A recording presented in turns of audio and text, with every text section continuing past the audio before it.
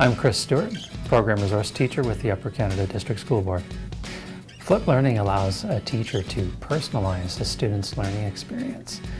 Typically, the learning or first exposure learning is provided by the teacher through the form of video. So if we're doing this, we're really working with what's called flipped instruction or the flipped classroom. So if you like, you can think of that as sort of stage one, or the first stage in the process of flipping. At a later stage of flipping, our students are cultivating more opportunities themselves to have autonomy and mastery over the learning process. And typically that's achieved by engaging in more problem-based and project-based work. So when students are doing that, their teachers really are more of a guide at that point in time. So it's really in that moment that teachers and students are rather collaborators than the teacher being a director of learning. And at Flipping the Focus, that's really what we're excited about, is the personalization of the learning experience and its potential outcomes. Over about a year ago, Flipping the Focus started, and we just recently celebrated our 1-year anniversary and celebrated with my co-learning partners in Flipping, Andrew Pratt, who is Vice Principal at Chimo Elementary School, and Sandy Pino, who is a junior teacher at Kempville Public School. And during that time, we had an opportunity to reflect upon where we started and where we're going with Flipping the Focus. And we've kind of renewed our vision to not only take our own learning, our own personal learning about flipping instruction, but we're thinking more along the lines of how our system can continuously improve the conditions for student engagement and student achievement. And in a very short period of time, we've taken notice that there are more teachers and administrators who are showing some curiosity about what is flipped learning and how can I use that to help promote further exploration of teaching and learning. Teaching and learning is a complex process. There really is no predetermined end or an end at all. And I guess you could think of it more as an evolution. And we can see through a lot of the different collaborative inquiries around the province of Ontario and within our own system that it is an evolutionary process. So take, for instance, the work that is ongoing in mathematics, especially here in Upper Canada's junior math study, in our early primary, with our student work study. So there's a lot of information that suggests that things are always changing, and for good reason. These inquiries are really showing us that there is an interdependency.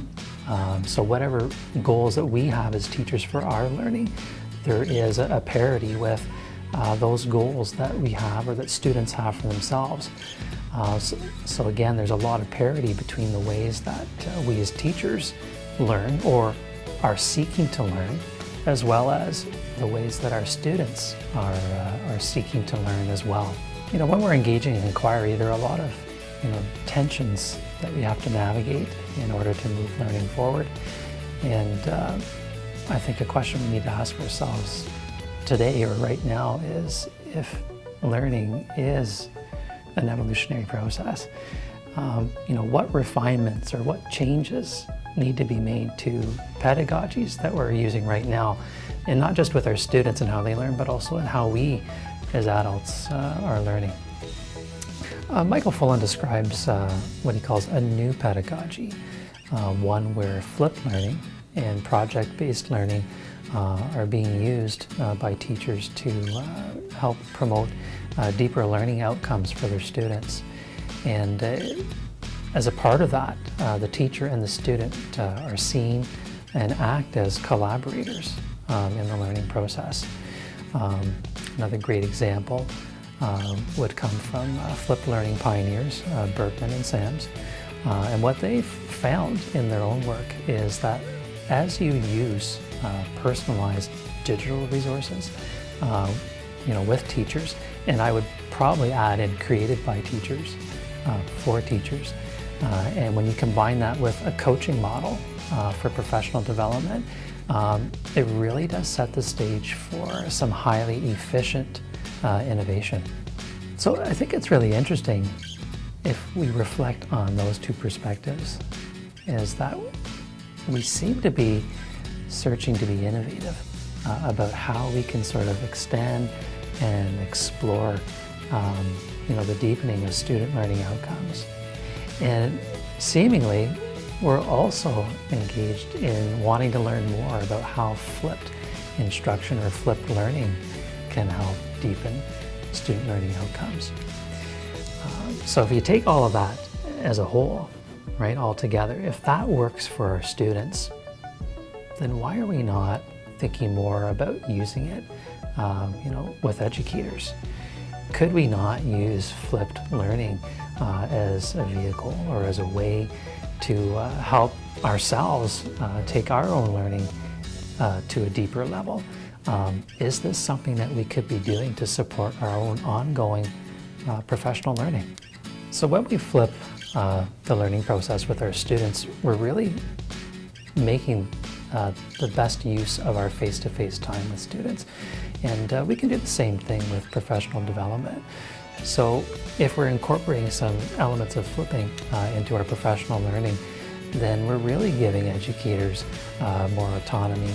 That is more choice of how and when and where the learning happens. And we're also giving them more time with it. So more time to master the learning that's required. By flipping the focus, we really have another great opportunity to further champion the most important relationships that we have in front of us, and that's the collaborative relationships, so teachers to teachers and teachers to students.